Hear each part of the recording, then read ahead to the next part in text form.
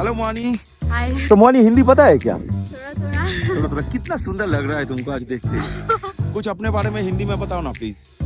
मेरा नाम वानी है ओके। और नॉर्थ ईस्ट से हूँ। मैं फ्री स्टाइल फुटबॉलर और कंटेंट क्रिएटर। ओके तो तुम्हारे चैनल का क्या नाम है? से चिंगाईमान तांगपा और Okay. वानी तांगपा। चिंगाईमान तांगपा।